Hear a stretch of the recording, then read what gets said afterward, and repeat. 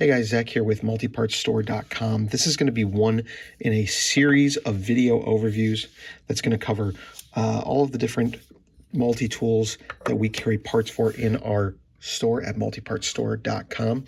The purpose of these videos is just going to be to familiarize you with the different tools that are available, the different parts for those tools, and how those tools come from the factory for reassembly purposes and that sort of thing. This is not going to be a super comprehensive video, but it is going to be a broad overview so you can familiarize yourself with the tools before you purchase them. This video is on the SOG Powerlock. First of all, it's going to come in this very interesting sheath, very dimensional, with a hard plastic pocket clip. Seems interesting. Inside, let's see, what's the size on this bad boy? So we're looking at 4 3/4 long, 1.5 inches wide, and you guessed it, 5/8 thick. God, they put really nice thin-tipped pliers on these bad boys. I actually kind of like this tool. On the outside, you're going to have, let's see, let's start with where it says SOG Powerlock. You're going to have nothing on the adjacent handle. Flip it over. On the same handle as the SOG, you're going to have 1, 2, and 3 inches. On the opposite handle, you're going to have 6, 7, 8, and 9 inches. Yeah. So there you go. On the outside, pretty much that's kind of it. There's no bit driver like on some of the newer SOGs. You got the power lock listed on the locking bars. Let's hope those don't fly off on me. The pliers are nice and shiny. This is a lot more polished than the SOG Power Access. You're gonna have bypass cutters. Nope, there's a hardwire notch. Non-replaceable though. You're gonna have crimpers on the bottom, two different types. And then each handle is gonna have a little door. And because this is a SOG, they're gonna vary in tension, but they just pop open. And that gives you access to your tools. So let's start with the 1, 2, 3 inch, the side with the SOG Powerlock. So from the logo facing back, we're going to start with a pair of scissors.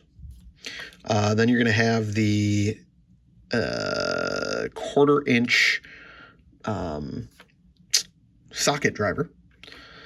Then we've got a flathead / bottle opener. And finally, a combo edge blade, plain and serrated. From the end, and well, actually, let's say the 1/4 inch socket driver does lock at 90 degrees and at 180. So there and there. Took a little wiggling to get it in there, I'm going to be honest with you. Not a review, sorry. And then your scissors, which apparently are going to open. Okay, your scissors, which are now locked, are going to have this wire spring which rides in that channel. So you can see that moving back and forth. Let's see. Let's close that up. Looking at it from the end. Oh yeah, we're going to have lots of spacers, just like SOG. SOG loves their spacers.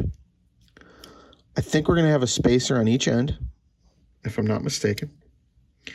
Then you're going to have the scissors from the left to right. Scissors, I don't see a spacer.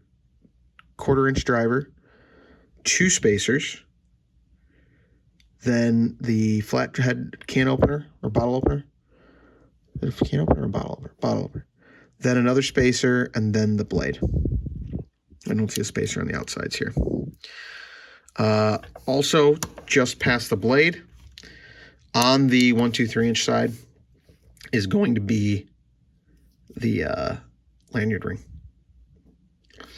While we're looking at that, I'm going to go out of order here. I'm going to pull out my 2mm hex bit, and we're going to triple check. Yep.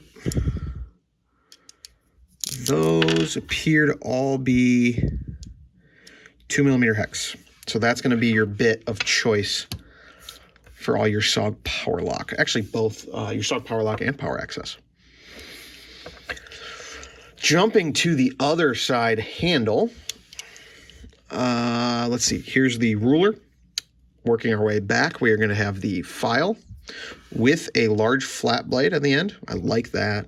It could be used as a scraper too. It's sharp. It's somewhat sharp on one edge. Then we're going to have the can opener, followed by the three-dimensional Phillips, the large flat driver, the crazy pointy awl, and finally this wood saw, which actually has a nice, it's something you taper, like it's thinner at the back than at the tip. And it's not sharp on the back, but you could definitely sharpen that for a Faro striker. Let's see, from the end, let's look down it. I guess I can pop that open. We are looking at maybe a spacer between the file and the can opener. Maybe, can you? Yeah, it looks like there's a spacer there. And then probably a spacer all the way on the right there. That's what I'm seeing. If you order this from us, I don't know if I said this, you'll get both handles because these are riveted together. So you'll get both handles. We'll sell the plier heads separate. And then obviously any tools you want. I'm very curious if these are interchangeable. If we look at let's see, the locking mechanism, I'm not sure yet. Because it looks like it drops into the tip, which is, yeah, these might be interchangeable. I'd love, if you have any info, let me know. I want to put this in the comments if I can, that whether or not these tools on the Power Access and the Power Lock are interchangeable. But that's the Power Lock. I hope that was helpful. We'll have a document on our website, multipartstore.com. If you have with more information on particularly pivot sizes, both at the plier and the tool, as well as tool thicknesses is something we want to have added. That's at multipartstore.com. We hope to have that out for you very soon. If you have questions in the meantime or that aren't answered on the site, give me a shout at Zach, that's Z-A-C-H, at multipartstore.com. Thanks for watching. This is a quick addendum to the SOG Powerlock and SOG Power Access videos. I did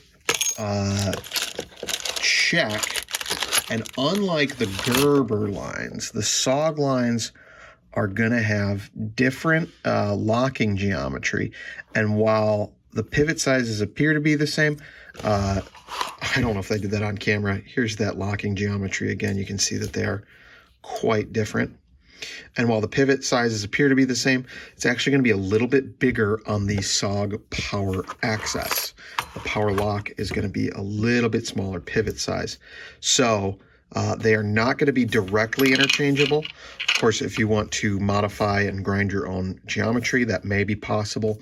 I can't speak to that as I've not attempted to quite yet, but hopefully that gives you a little bit more insight into how these systems operate.